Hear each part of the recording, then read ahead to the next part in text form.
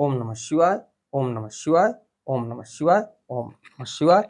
आपको फिर पुनः ले चलते हैं भोलेनाथ के श्री शिव महापुराण की कथा रुद्र संहिता के सती खंड के अथ 20वें अध्याय 20वें अध्याय में, जिसमें आपको मिलेगा ब्रह्मा जी का रुद्र शिर नाम पड़ने का कारण, सती एवं शिव का विवाह उत्सव, विवाह के अंतर, शिव और सती का वृषभारूढ़ हो कैलाश के लिए प्रस्थान।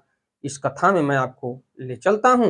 हमारी वीडियो, हमारी कथा आपको अच्छी लगे तो वीडियो को लाइक करिए, शेयर करिए, चैनल को सब्सक्राइब करिए, बेल आइकन दबाना ना भूलिए, जिससे हमारी कोई भी महत्वपूर्ण धार्मिक वीडियो आप तक शीघ्र पहुंचे। तो चलते हैं भोलेनाथ के श्री शिव महापुराण की कथा में। त्वमेव माता च पिता त्वमेव, त्वमेव बंधुश्च सखा त्वमेव, त्वमेव विद्या द्रविड़म त्वमेव, त्वमेव सर्वम मम देव देव। ओम श्री शांब शिवाय नमः, ओम श्री गणेशाय नमः। आपको संस्कृत और उसका उच्चारण हिंदी तक पहुंचाने का पूर्ण प्रयास करूंगा। तो पिछली कथा में देखा जाए तो परमपिता ब्रह्मा सती और भोलेनाथ का विवाह कराए और उस हिसाब से सती के प्रति परमपिता ब्रह्मा को मोह हो गया, जिससे वो हवन कुंड में गीली लकड़ियां डाल के धुएं का प्रादुर्भाव किए और जिससे सती का मुख देख सकें। उस पर भोलेनाथ अत्यंत क्रोधित हुए और मृत्यु दंड देने के लिए परमपिता ब्रह्मा को तैयार हुए, लेकिन उसमें भी धरती के पालनहार भगवान विष्णु ब्रह्मा जी की सहायता की और भोलेनाथ का चरण वंदन करते हुए उनकी प्रार्थना की कि ऐसा प्रभु न करिए। तो इस कथा में मैं आगे आपको ले चलता हूं। विघ्नों को हरने वाले भगवान गणेश और विद्या की प्रदायिनी मां सरस्वती उस व्यक्ति के ऊपर अपनी कृपा बनाए रखें जो भोलेनाथ के श्री शिव महापुराण की कथा को सुनता हो और जो प्रभु श्री राम के रामचरितमानस की कथा सुनता हो, तो अंधविश्वास से दूर रहते हुए भोलेनाथ के श्री चरणों में समर्पित होइए। आपको इस कथा में मैं ले चलता हूं संस्कृत और उसका उच्चारण हिंदी में। तो नारद उवाच, नारद पूछ रहे हैं, कह रहे हैं, बोल रहे हैं, ब्रह्मण विधे महाभाग शिव भक्त वर प्रभो श्रवितम चरितम शंभोरवधूतम मंगलायनम। तो नारद जी कह रहे हैं कि हे ब्राह्मण, हे विधे, हे महाभाग, हे शिव भक्त, हे श्रेष्ठ प्रभु, हे विधे, आपने भगवान शिव के परम मंगलदायक तथा अद्भुत चरित्र को सुनाया। आगे की कथा मैं जानना चाहता हूं कि हे तात, उसके बाद क्या हुआ। चंद्रमा को सिर पर धारण करने वाले शिव जी एवं सती के दिव्य तथा संपूर्ण पाप राशि का नाश करने वाले चरित्र का वर्णन कीजिए। तो ब्रह्मोवाच, ब्रह्मा जी आगे नारद जी को इस कथा को सुना रहे हैं। निवृत्ते शंकरे चास्मदाद्य तानुकंपिनी अभवन्निर्भरयाय सर्वे सुखिनः स प्रसन्नकाः नतस्कन्धाः साज्जलयः प्रणेमुर्निखिलाश्चैते तुष्ट तुष्ट वह शंकरम भक्त्या चक्रुर्ज यरवं मुदा एतस्मिन्नेव काले हम प्रसन्नो निर्भयो मुने अस्त्वं शंकरं भक्त्या विविधैश्च शुभ अस्तवे तत् स्तुष्ट मनाः शंभुर बहु लीला कर प्रभु मुने माम समूमाचेदम सर्वेषां शृणुवताम तदह तदा। तो उसके बाद ब्रह्मा जी कह रहे हैं, भक्तों पर अनुग्रह करने वाले शिव जी जब मेरा वध करने से विरत हो गए, तब सभी लोग निर्भय, सुखी और प्रसन्न हो गए कि मैं अब वध नहीं करूंगा। तो सब लोग प्रसन्न और सुखी हो गए। सभी लोगों ने हाथ जोड़कर नतमस्तक हो शंकर जी को प्रणाम किया और भक्ति पूर्वक स्तुति की और प्रसन्नता पूर्वक जय जयकार किया। हे मुने, उसी समय मैंने प्रसन्न तथा निर्भय होकर अनेक प्रकार के उत्तम स्तोत्रों द्वारा शंकर की स्तुति की। हे मुने, तत्पश्चात अनेक प्रकार की लीला करने वाले भगवान शिव प्रसन्नचित्त होकर सभी को सुनाते हुए मुझसे इस प्रकार कहने लगे। रुद्रवाच, भोलेनाथ क्या कह रहे हैं इसके लिए मैं आपको आगे ले चलता हूं।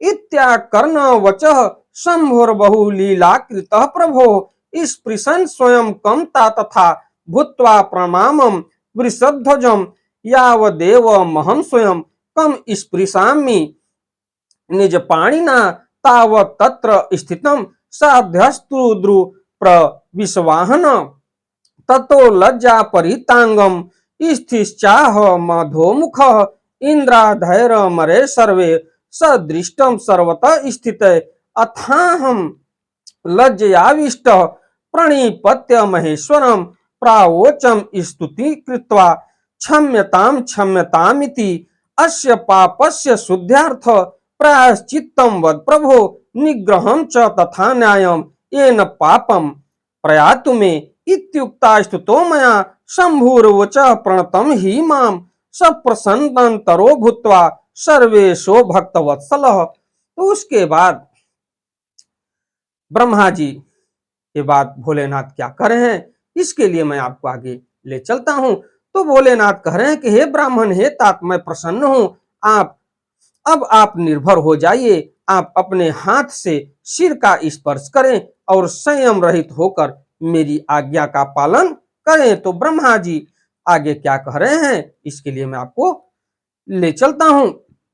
अनेक लीलाएं करने वाले भगवान शिव जी की इस बात को सुनकर मैंने अपने सिर का स्पर्श करते हुए उन वृषभ ध्वज को प्रणाम किया।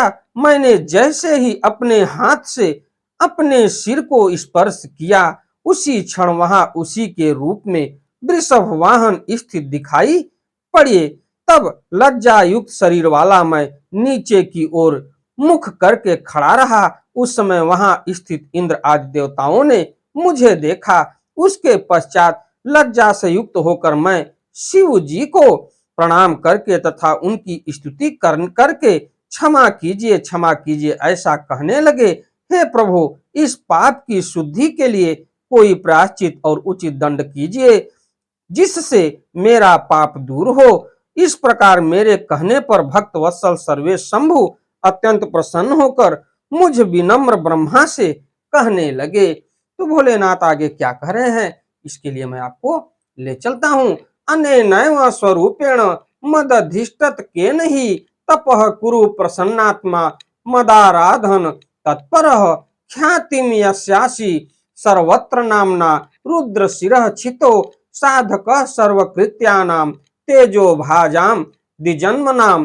तो मनुष्याणामिदं कृत्यं यस्मादीर्य त्वया धनुना तस्मात् तत्त्वं मानुषो भूत्वा विचरिष्यसि भूतले। तो उसके बाद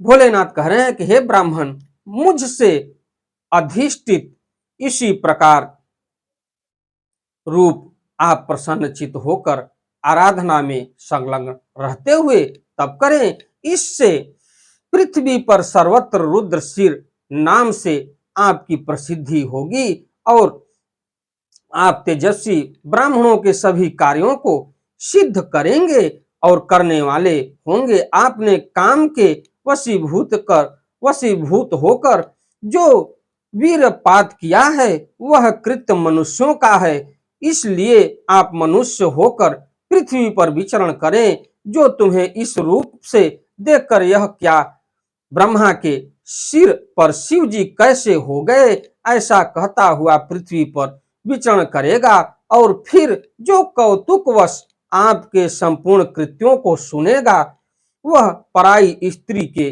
निमित्त किए गए त्याग से शीघ्र ही मुक्त हो जाएगा।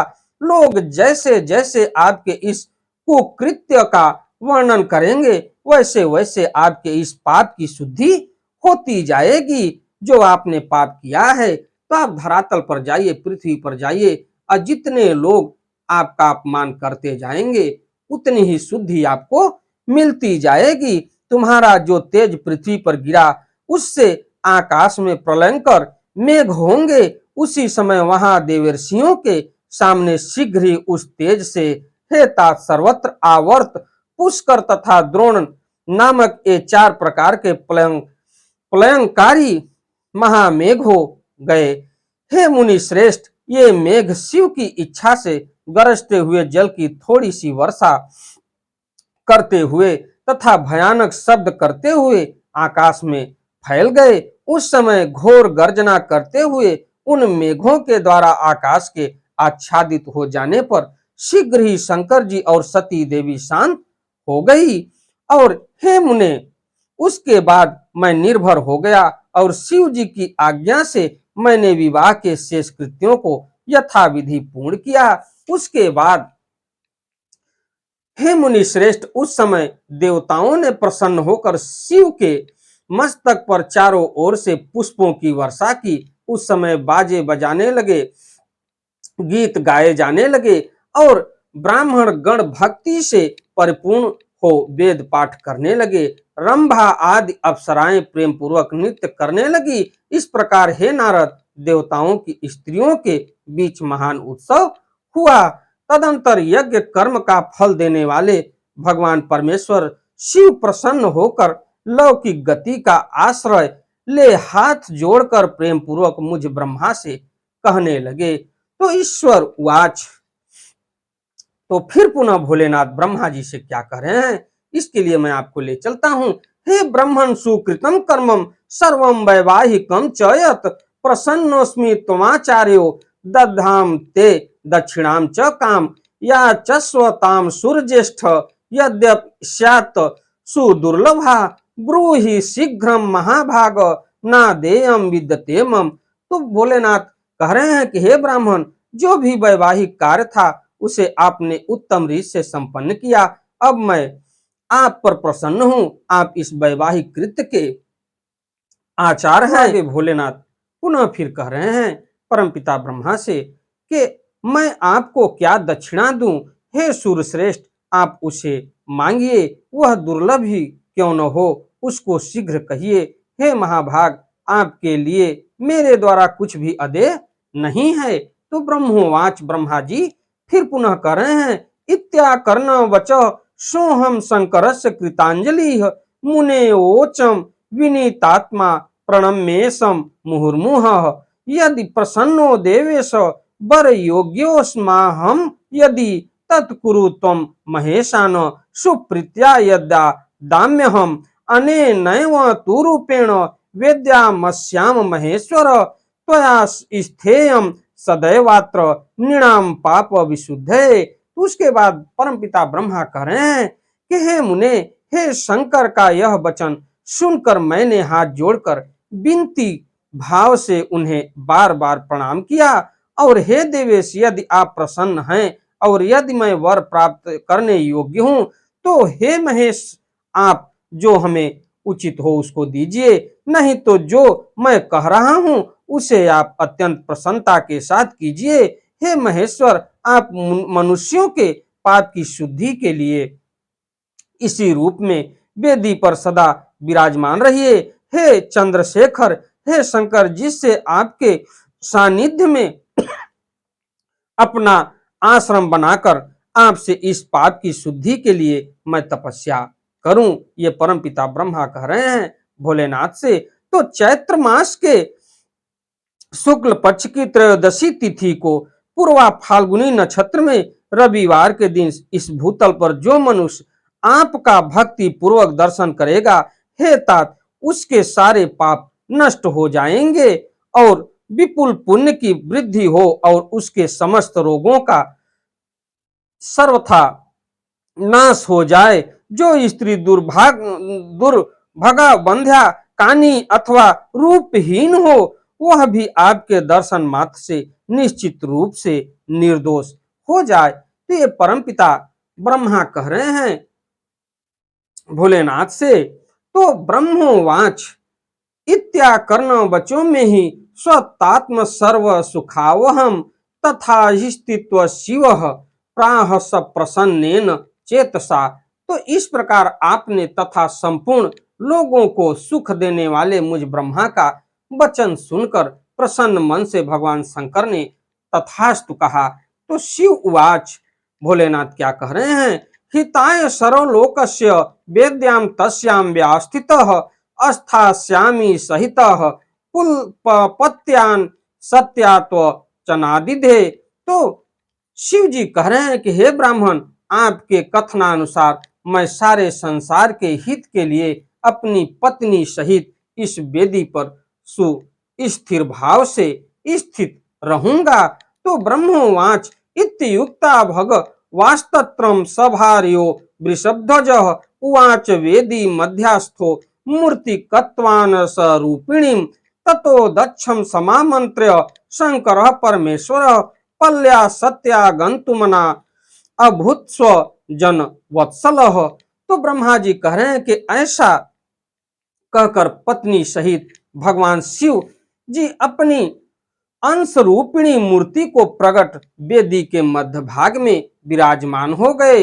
तत्पश्चात स्वजनों पर स्नेह रखने वाले भगवान सदाशिव दक्ष से विदा ले अपनी पत्नी सती के साथ कैलाश जाने को उद्यत हुए। उस समय उत्तम बुद्धि वाले दक्ष ने विनय भाव से मस्तक झुकाकर हाथ जोड़कर भगवान शंकर वृषभ ध्वज की प्रेम पूर्वक स्तुति की। तत्पश्चात विष्णु आदि समस्त देवताओं, मुनियों तथा गणों ने स्तुति और नमस्कार कर प्रसन्नता पूर्वक अनेक प्रकार से जय जयकार किए। उसके बाद दक्ष की आज्ञा प्राप्त कर प्रसन्नता पूर्वक सदा शिव ने अपनी पत्नी सती को वृषभ पर बैठाकर और स्वयं भी वृषभ पर आरूढ़ हो हिमालय के लिए शिखर की ओर गमन किए।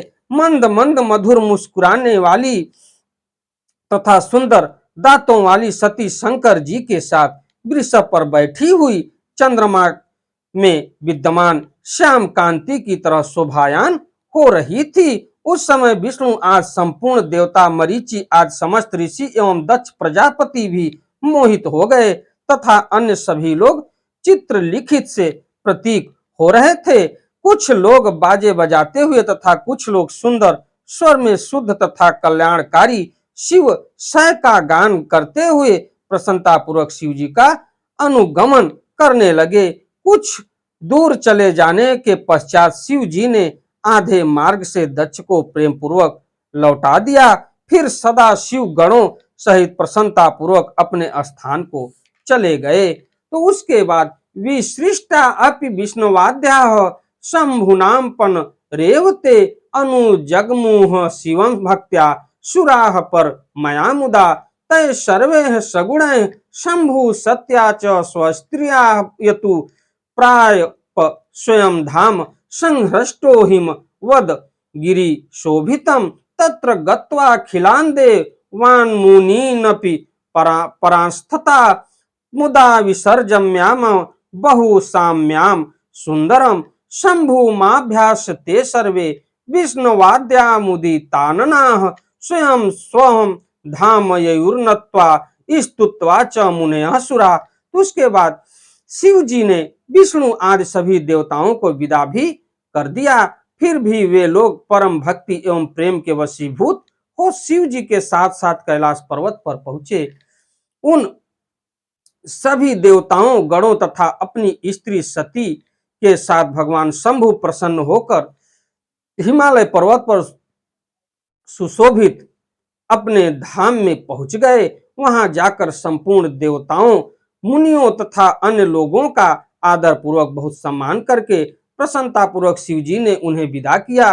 तदंतर शंभु की आज्ञा से विष्णु आदि सब देवता तथा मुनिगण नमस्कार और स्तुति करने लगे। प्रसन्न मुख होकर अपने अपने धाम को चले गए। परमपिता ब्रह्मा भी अपने धाम को चले गए, ऋषि महर्षि भी अपने धाम को चले गए और भगवान विष्णु भी अपने धाम को चले गए। तो लोक रीति का अनुगमन करने वाले शिव जी भी अत्यंत आनंदित हो हिमालय के शिखर पर अपनी पत्नी दक्ष कन्या के साथ विहार करने लगे। हे मुने, इस प्रकार सृष्टि करने वाले वे शंकर सती तथा अपने गणों के साथ प्रसन्नता पूर्वक पर्वतों में उत्तम अपने स्थान कैलाश चले गए। हे मुने, पूर्व काल में स्वयंभुव और मनवंतर में भगवान शिव जी का विवाह जिस प्रकार हुआ उसका वर्णन मैंने आप लोगों से किया। ये परमपिता ब्रह्मा कह रहे हैं, हे मुने, जो विवाह काल में यज्ञ में अथवा किसी भी शुभ कार्य के आरंभ में भगवान शंकर की पूजा करके शांत चित्त होकर इस कथा को सुनता है, उसका सारा वैवाहिक कर्म बिना किसी भी विघ्न बाधा के पूर्ण हो जाता है तथा दूसरे शुभ कर्म भी सदा निर्विघ्न पूर्ण होते हैं। इस प्रकार कन्या च सुख सौभाग्य शीलाचार गुणान्विता साध्वी स्यात् पुत्रिणी प्रीत्या श्रुत्वाख्यान मिदम शुभम। तो इस प्रकार उत्तम कथा को प्रेम पूर्वक सुनकर कन्या सुख सौभाग्य सुशीलता आचार तथा गुणों से युक्त हो पति व्रता तथा पुत्रवती होती है। इस प्रकार इति श्री शिव महापुराणे द्वितीयायाम रुद्र संहितायाम द्वितीय सती खंडे सती विवाह वर्णनम नाम 20 अध्याय। इस प्रकार श्री शिव महापुराण के अंतर्गत द्वितीय रुद्र संहिता के द्वितीय सती खंड में सती विवाह वर्णन नामक 20वां अध्याय पूर्ण हुआ। अगली कथा में मैं आपको ले चलूंगा 21वें अध्याय में, जिसमें आपको मिलेगा कैलाश पर्वत पर भगवान शिव एवं सती की मधुर लीलाएं। तो हमारी वीडियो हमारी कथा आपको अच्छी लगे तो वीडियो को लाइक करिए, शेयर करिए, चैनल को सब्सक्राइब करिए, बेल आइकन दबाना ना भूलिए, जिससे हमारी कोई भी महत्वपूर्ण धार्मिक वीडियो आप तक शीघ्र पहुंचे। आपका दिन मंगलमय हो। चलते चलते एक बार प्रेम से बोलिए ओम नमः शिवाय, ओम नमः शिवाय, ओम नमः शिवाय। धन्यवाद।